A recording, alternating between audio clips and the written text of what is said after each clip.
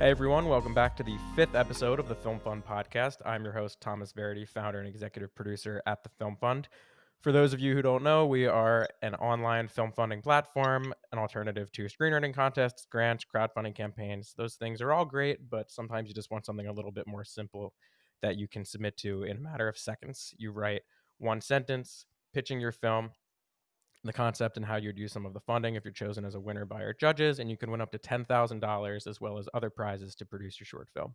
We currently have a funding contest open. We're funding short documentaries, short narrative films, and newly this time, music videos. Our deadline was actually last night, December 8th, but because of the pandemic and because it's been such a difficult year, we want to give you a little bit more time to submit. So our extended deadline is now December 15th, 1 week from the previous deadline. No extra cost or anything like that. We just want to give you a little bit more time to get your entries in if you missed the deadline. So if you are listening, even after the 15th of December 2020, we are holding contests all the time. So if you're listening at a later date, be sure to check out the website at thefilmfund.co. Today we have William. How do you want me to talk about you today? Will. Will or William, that's fine. I was good. Okay, we have William DeJessa, an amazing cinematographer based in Philadelphia. He's also part owner at Rittenhouse Filmworks, a studio here, and just produces some awesome content. I have actually worked personally with Will. I guess I'll go back and forth, Will and William, on Yeah, projects of myself. I've mentioned my short film Son of Blackbeard before, my first ever short as a director. And I just had such an incredible time working with Will. He gave an amazing product, amazing set vibe.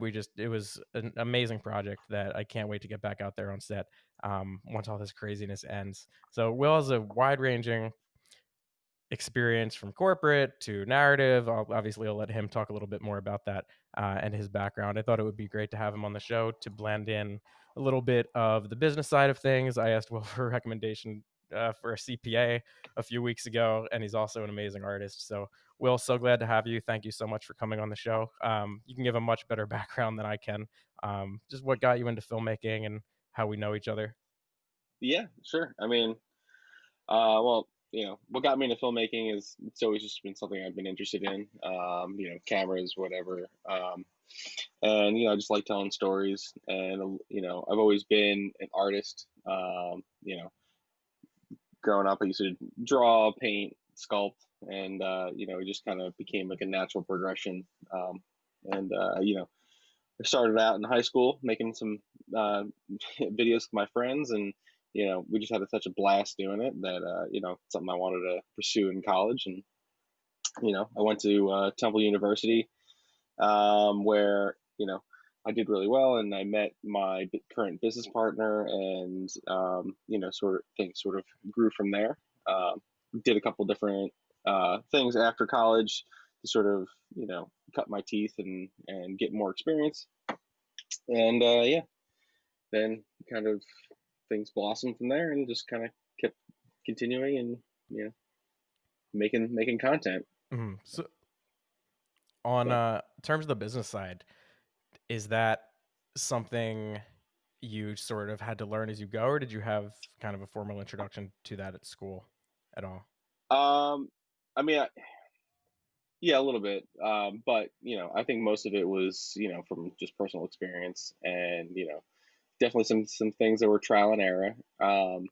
In terms of what it took to build a studio and what the features of a studio would have to be in a professional environment that's not just like a blank room with a cyc wall, or in terms of like power, the lighting networks, rigging, and all of that type of more technical knowledge. All of that I kind of gained from my firsthand experience working at QVC. I'd been there for 4 years as full time, and then as a freelancer after that. So yeah, Mhm. that was one of my first jobs out of college, and really took to the lighting, and sort of experienced it on a very high level. Everything that they do there is is interesting because previously we were always doing everything on a very small budget, but being a massive TV network like they are, it's kind of like price is no object. and so it was kind of really cool to Mhm. see how things are done at that top tier level in terms of lighting and distribution and all that stuff. So when I left QVC and partnered with Rittenhouse Soundworks to build Rittenhouse Filmworks, I took all that knowledge and was like, okay, well, if I was going to build a studio, this is how I would lay it out, and you know, kind of went from there. Mhm. That's awesome. So, would you say QVC sparked more of an interest in cinematography, or were you always interested in the lighting and that sort of aspect of the Um, film process? no, I wouldn't say it's not the cinematography. They have a very formulated um, cinematography aesthetic.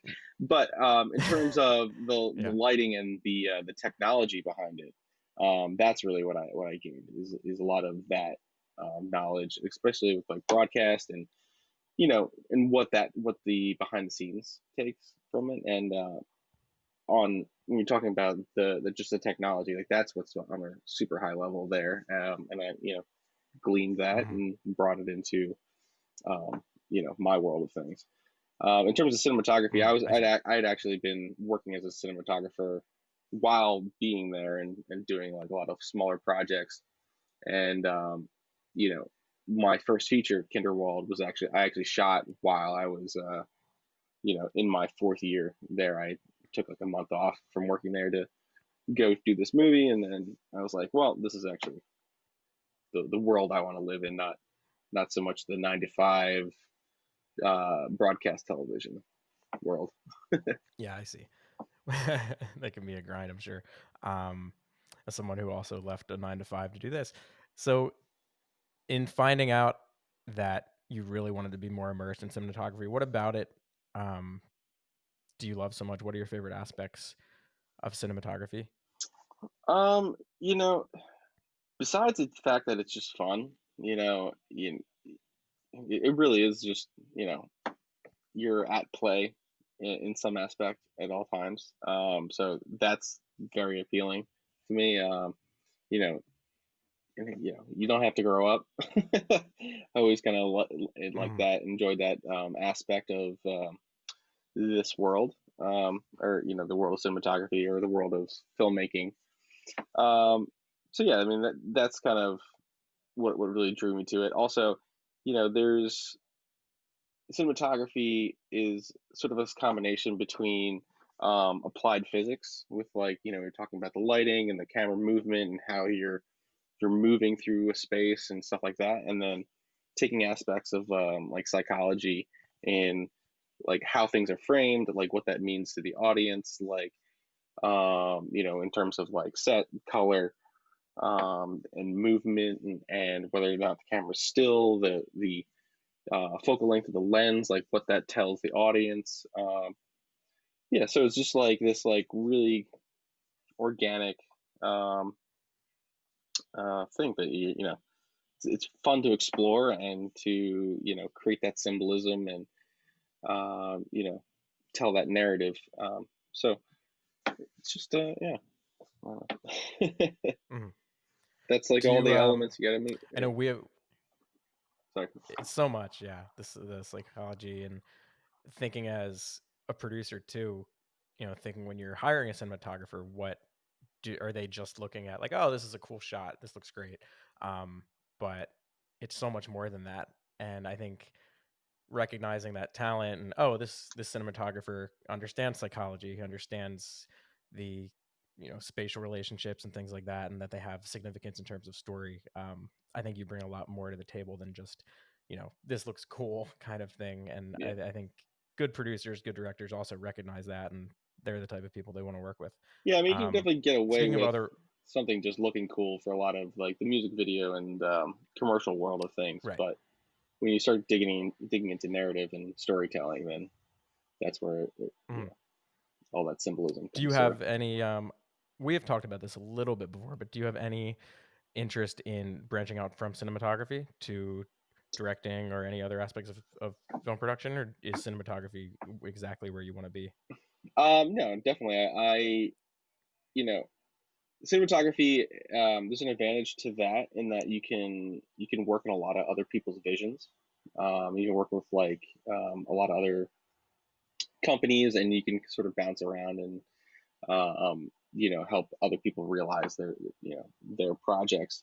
When you're directing, you're sort of living in that one project for an extended period of time. Hmm. And I just found early on, like early on, to have that all that responsibility and all of because when you're a director, you're also producing to some level at any point in time, and that weight of the project was sort of bogged me down a little bit. So, I wanted to focus on cinematography, but directing is definitely something I'd like to get back to. There's definitely a lot of projects of my own that a lot of stories I want to tell.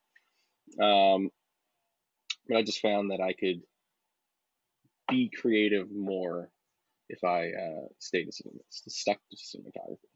So, Hmm. That totally makes sense to me. I am definitely more comfortable in a producer role or director role, and I, definitely understand when you are directing, you're producing a bit too. Um, so to not have to worry about all of the aspects of cinematography definitely makes sense. So I mean, what I really enjoy directing is we like worked music together videos. on that So, short. sorry. Yeah, why is that? Just because No, go go. well, I really enjoy directing music videos just because, it's like a very short, you know, music videos are usually only 5 minutes, somewhere in that 3 to 8 minute range.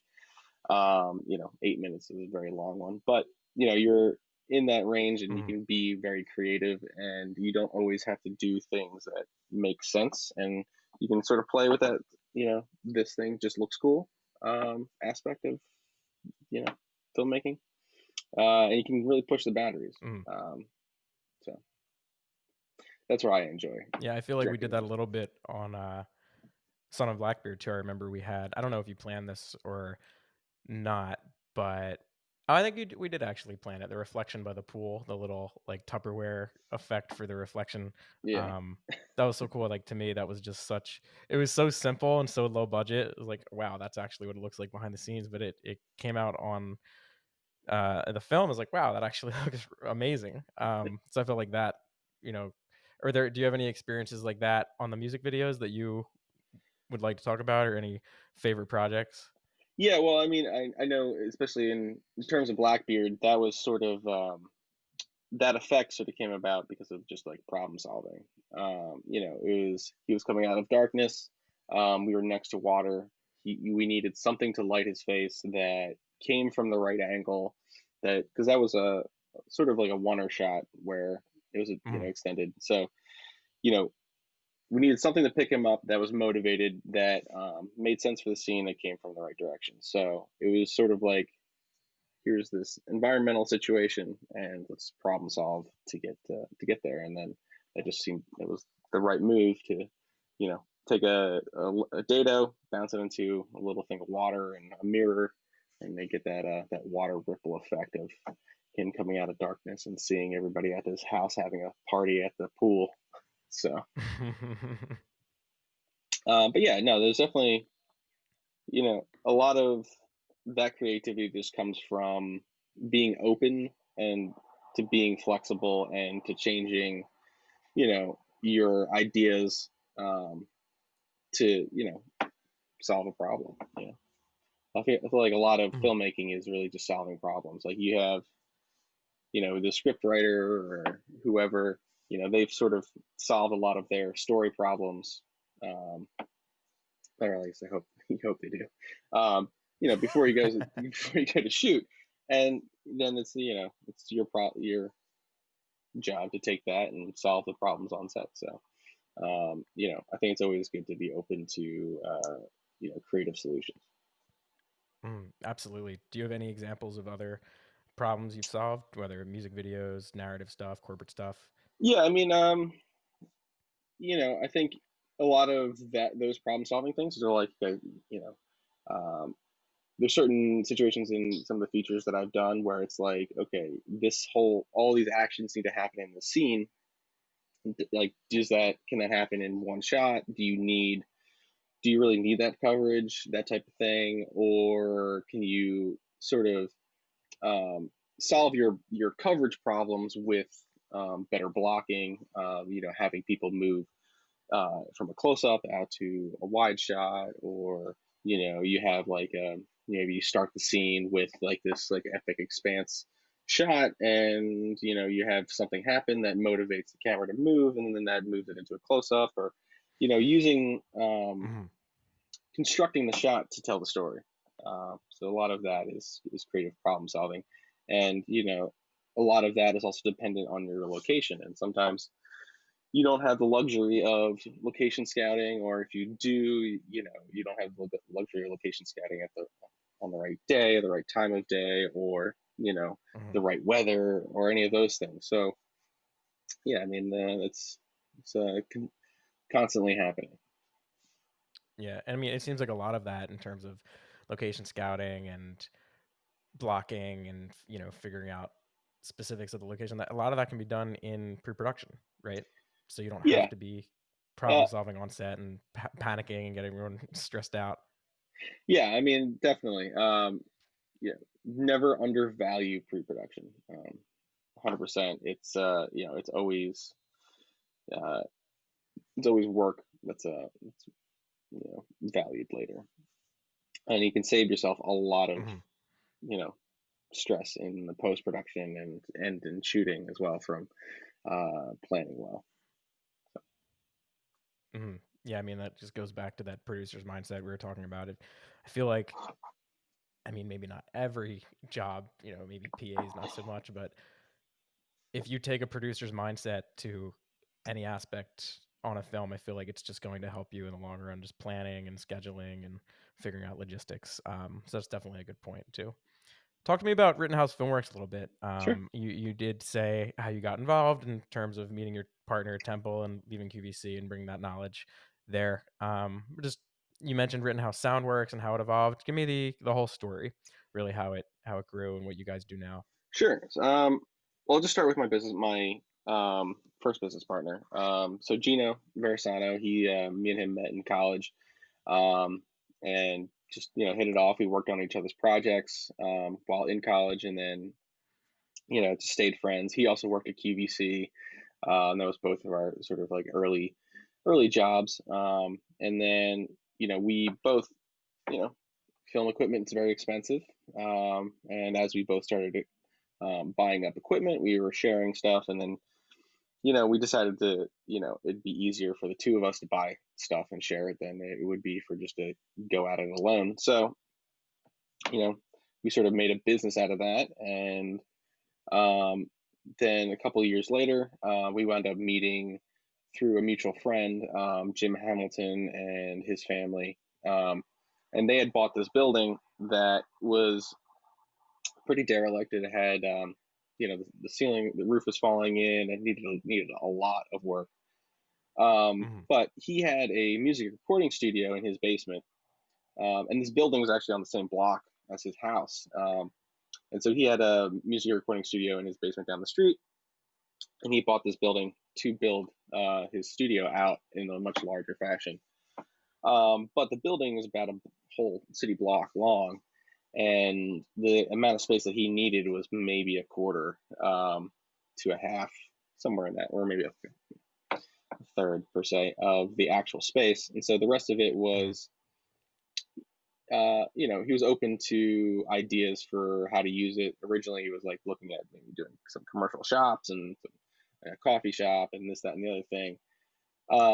But yeah, I met him through a mutual friend, and his son is also he's a photographer, and so there was some mutual interest. And I was like, well, this space is amazing. It'd be really easy to turn it into a film studio, because it was this like massive indoor space that was very raw. And they're talking about putting walls up, and I was like, no, it's like, no, you don't want to do that. You just leave it blank, leave it what it is, and we'll build it out inside. So we kind of talked about a vision, and how a film company and a sound company can be beneficial to each other. They have a lot of big musical acts that come through that we shoot videos for, and they can obviously do audio for any of the film production stuff as well as post production stuff. And so yeah, it just seemed to be a very beneficial and natural relationship. So, you know, fast forward a couple of years, we've built the location out. We've installed the grid, lighting network. We have 600 amps of power. We have, so we invested um, very heavily into that, and that was 5 years ago, about now, give or take a little bit. But yeah, Filmworks has been open for 3 years at this point. Very cool. Yeah. And if is it open to people nationally? Or like, where do most of your clients come from? Is it Philly area? If we wanted to plug it. Yeah. We get people from all over. Obviously, the majority of our industry is based in LA and New York. Mhm. But it's definitely a resource for anybody who's local. We when developing and talking about what Filmworks is going to be, we wanted to make sure it was as flexible and also just like open to other people, and we didn't want it just to have people to think that it's our studio. It's like where we do all our stuff, although it is where we do our own productions. But we wanted it to be more like to feel a part of the community, and that it was a resource for the community, um, and to sort of tap into and stay part of the local film community in that respect, and to sort of you know Mhm. people to feel home there. So yeah, and we have productions coming in from New York. We have productions coming in from LA, we have Atlanta. We had some coming in from the UK, from Germany. But a good majority of the work still is local companies who just need studio space for a couple days, and so really the full gamut of stuff. Mhm. What are some of the big music acts that come through? I know you have had a couple of big ones. Yeah. Most recently, we had Uzi Vert. He has done two two music videos with us. And then we also had Tierra Whack. She did a couple music videos with us. The Village People were recorded an album at Soundworks. We had the Lumineers as well, and there's definitely more. The Sun Ra Orchestra, they recorded their more recent album at Rittenhouse Soundworks, which actually might be their last album because a lot of those members in the orchestra are like in their 90s. And that Oh was wow. actually had a write up in the Rolling Stone like a month or two No ago. way. So that was pretty cool. So, so how do these And acts find you guys? What draws them to Rittenhouse Filmworks? so some of it, like the Sun Ra, that's a personal relationship of Jim Hamilton's, and some of the I think Village People as well. He's Mhm. been in the industry Village for people, years like and years. YMCA Village people. Yeah, like YMCA Village People. That's awesome. Um, That's so cool.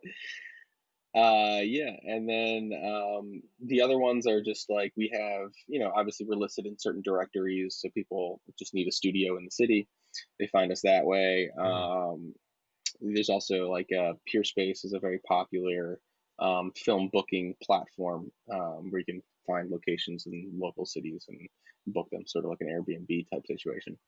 So we're listed Mhm. there. Some people have found us through that, and then a lot of it's word of mouth, a little bit of SEO, search engine optimization stuff that like Mhm. gets us to the top of the list. But yeah, you know, it's a lot of it just comes from existing in a market where people need what you can provide.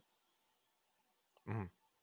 If you had any advice to, I mean, let's ask a couple of questions here, just because you have wide-ranging experience both the business and creative side of things. Sure. If you had advice to an entrepreneur, an aspiring business owner, or just an early business owner trying to get their product or service or facility off the ground, what do you think that would be?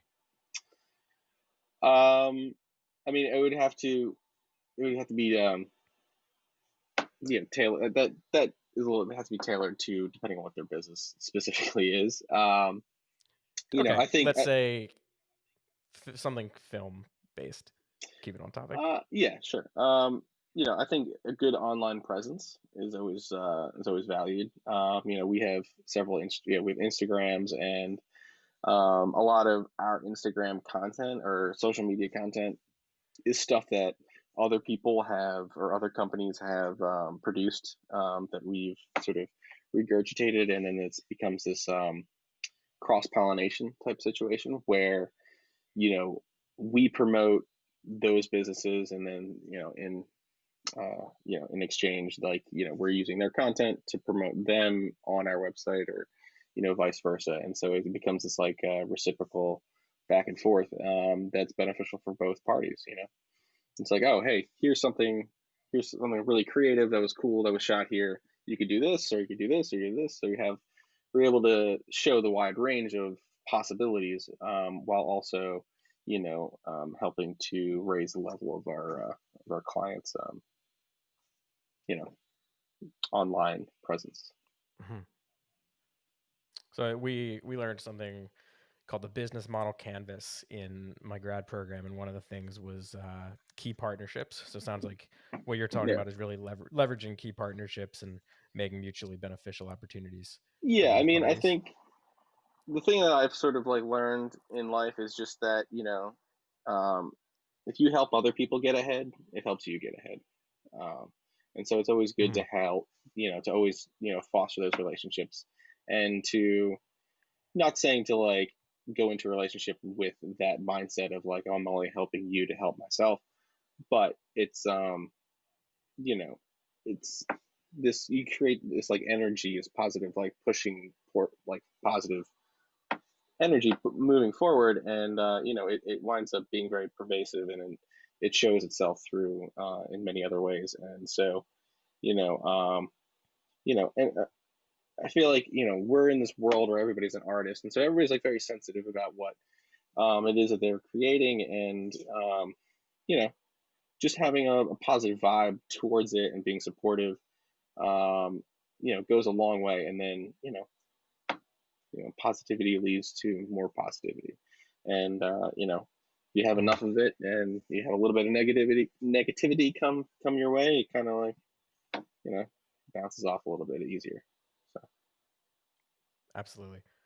What the same question, but for an aspiring filmmaker or cinematographer. Let's say somebody really wants to be a cinematographer, or filmmaker in general. What would your advice to them be, whether they went to film school or not?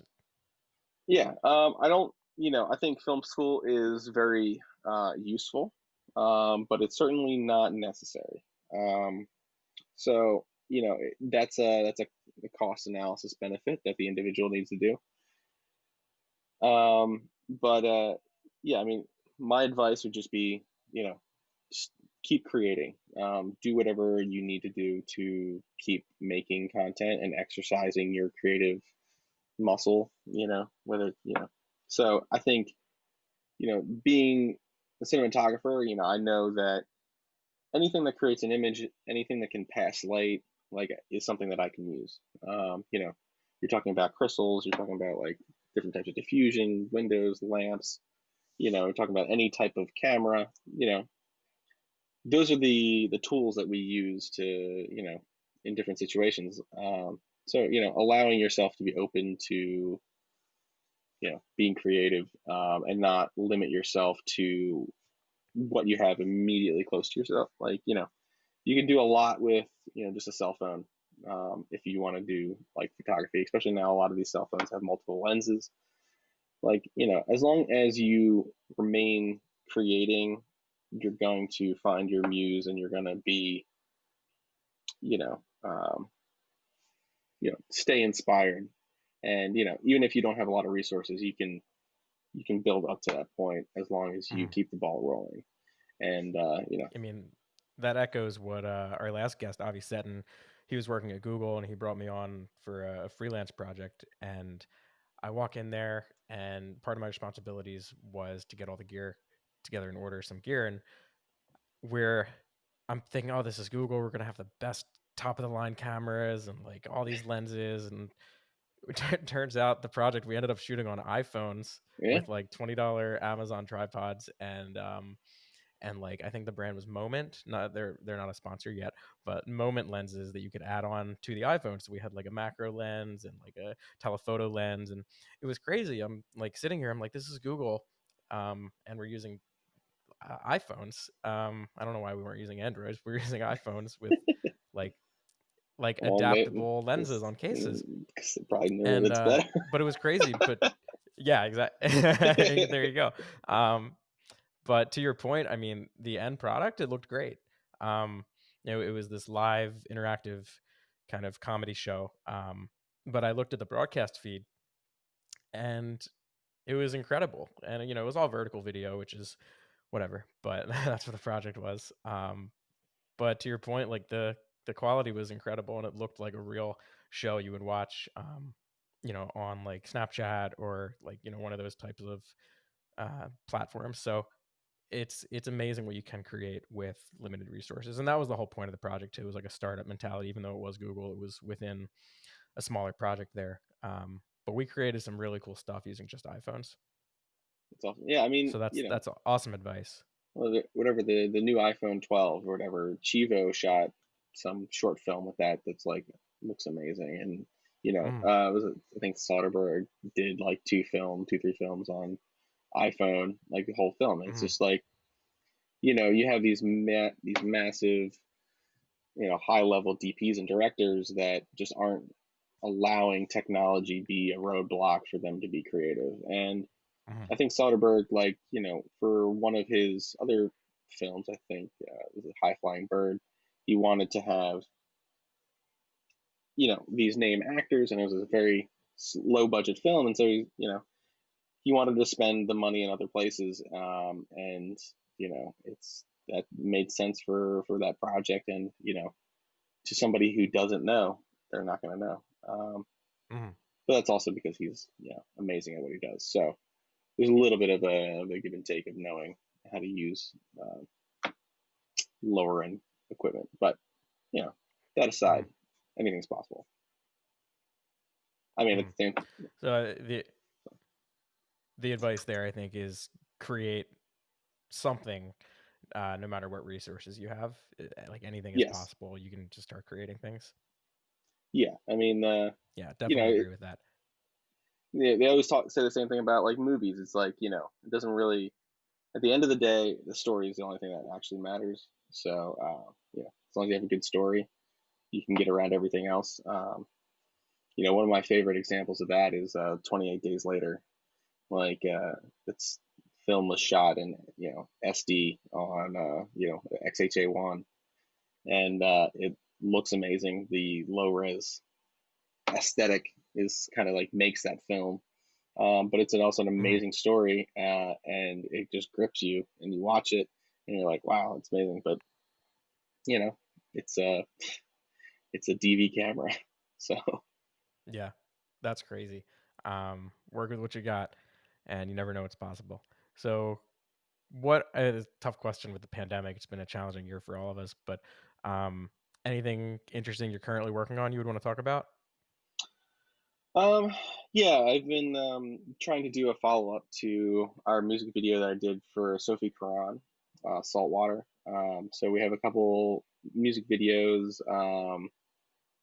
uh, two concept videos that we had planned originally for earlier in this year that have been postponed. So we're hopefully picking those up. But in the interim, we wound up doing some live acoustic sessions versions of those songs, to sort of just keep the ball rolling, stay producing content. And so we have two of those coming out.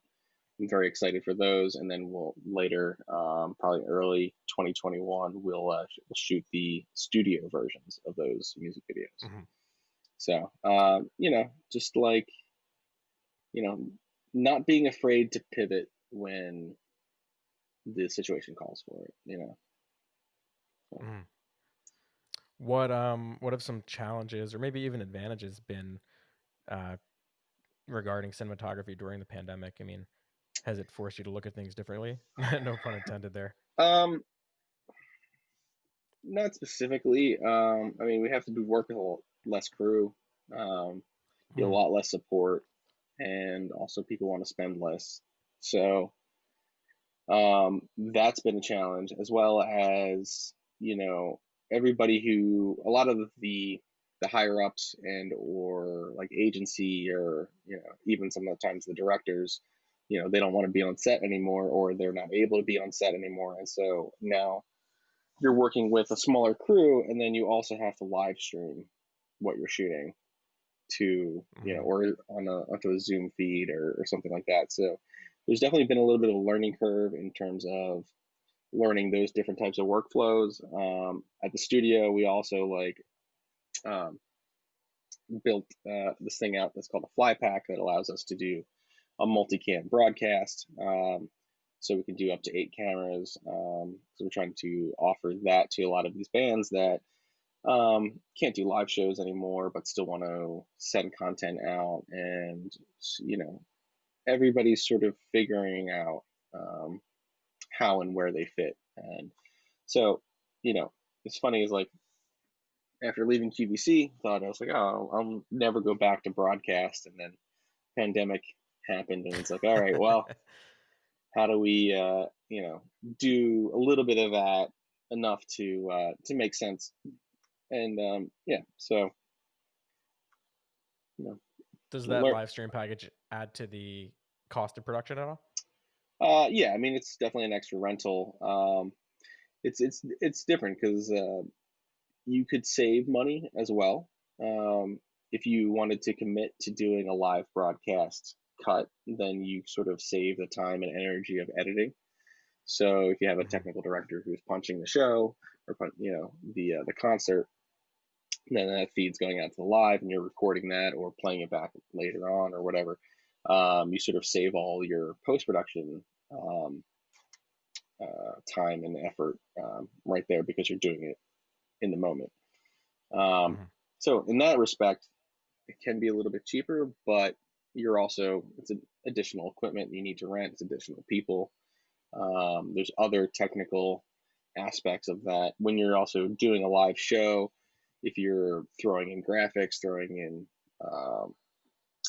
pre-recorded segments or anything like that, all of that has to be produced ahead of time and sort of mhm. like thought out. So um, you're taking a little bit of the chunk of the post-production and you're moving it into pre-production, um, splitting a little bit of those responsibilities to happening in the moment on the set as well. So Mhm. you know, Very it's a interesting. You different guys are animal. definitely adapting.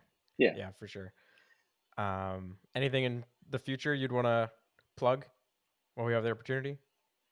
Um, it sure. I mean, we've taken a lot of this time to improve ourselves because we're all me and my business partner, beyond outside of the studio, we're freelancers, so a lot of that has sort of slowed down. So we're taking a lot of this time to you know work on ourselves, but work on our own projects, work on a lot of the things that we haven't had the time to do. We've made a lot of improvements to the building. We've created like remote viewing options, where it's like we have other monitors set up in separate buildings, and we ran data and video feeds to multiple rooms. We're also building out a post production studio in one of the rooms in the Filmworks that'll have like a full editing and color correction suite, as well as getting into some of the archival um, abilities that we have access to. Like we have tape decks, so we can digitize most of you know any old media, as well as like scan film and all that type of stuff. We can't scan motion film yet. That might be something we'll dig into later. But like stills and stuff like that, we can do. Mhm, So you know, um, dividing and conquering, like sort of like a lot of these things are we've had either these old cameras, these old tape decks, but never really put it all together into being its own resource. So yeah, you know. a lot of these like Mhm. little things. It's like, oh, here's this idea I've had, but I haven't had the time to really build it up to fruition. So it's like, okay, now I'll have all the time in the world. So Mhm. not, no, yeah, but yeah, That's all sounds staying good. busy. So Staying busy, innovating, launching new features, it's so yeah, important. so it's like Um, we'll be able to you come don't out always of have this. time So for it. no, we definitely do That not. So, but we'll get there. mhm. I'm looking at my notes that our other producer, Tom, prepared for me, as I sometimes mention on our shows, and it says, "If you have any other funny stories together during a production that you worked on, this is the last time to share." Do you have any funny memories from Blackbeard? I know it was a while ago. Yeah, I remember. Well, well, the beach day for sure. We Oh, whatever, yeah. it was like a 3 a.m. call time because the sun was Mhm. rising at 5:30, and whatever, we got to the parking lot and we wanted to do the sunrise beach shot, and we are like, oh well, let's go quick scout the location, not realizing that the location's like a 15-20 minute hike through the woods.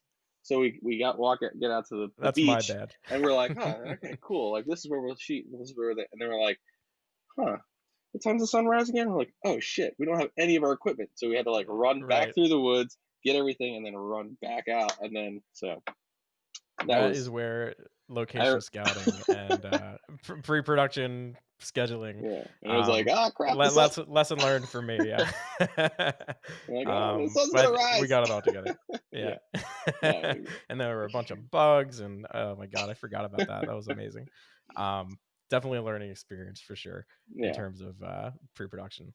Well, Will, thank you so much for taking the time to speak with us today. Learned a lot. It's definitely been so cool to see how you guys have adapted during this pandemic and launching all kinds of new things at Rittenhouse Filmworks in Philadelphia. If you need studio space, post production, seems like you guys do a ton of stuff. Production as well. Definitely hit up Rittenhouse yeah. Filmworks. What's the website if they wanted to get in contact Uh, with you? it's RittenhouseFilmworks.com. It's a, There we go. we're a studio that's open for, anybody who wants to be creative and have come into a place that has all the resources that you could ever want or desire all in one spot. And, it's open for anybody who wants to come in and work on a project. I myself am also available, to shoot projects and, music videos, commercials, feature films, short films, whatever. So, yeah. Very cool. And I can personally recommend Will. I love working with him. Very calm, cool, and collected on set, which is so important. Um, definitely highly recommend him as well as Rittenhouse Filmworks. And we are wrapping up this episode. The Film Fund. Just want to remind you that we have current contests running. We just extended them a week, so the deadline is December 15th. If you need funding for a short film, a music video, a documentary, a narrative, if you want to hire someone like Will, you're going to need funding to do that. So check out thefilmfund.co/contests as well as our main homepage there. You can find all that information on that. If you're listening at a later date, we always have contests running, so you can find the most up-to-date information there. Also, check out our blog at thefilmfund.co/blog to find amazing filmmaking and producing tips where we've actually featured Will in the past, asking about, what kind of camera do I get? Say you're that early creative and you maybe have some budget that you saved up for a camera, you don't know what to get. Check out that as well. Sign up for our newsletter, follow us on social to stay up to date on everything happening at the Film Fund. Next week's guest, we have David Oster, who is a previous winner of the Film Fund, and he can tell us things about his pitch sentence, what his production was like, everything like that. Remember to tune in Friday for new episodes. Will, anything else you want to add before we wrap up here? No, just thank you. I appreciate the opportunity, and look forward to working together again in the future. Awesome, Will. Likewise. Thanks, everybody. Talk to you next week. Have a good one.